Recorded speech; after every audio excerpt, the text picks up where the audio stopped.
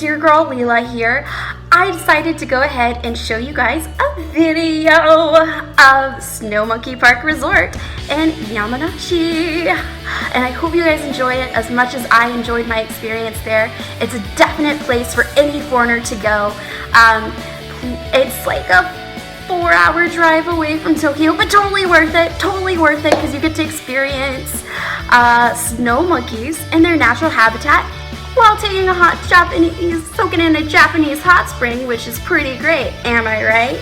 If you haven't experienced a Japanese hot spring for humans, you totally should.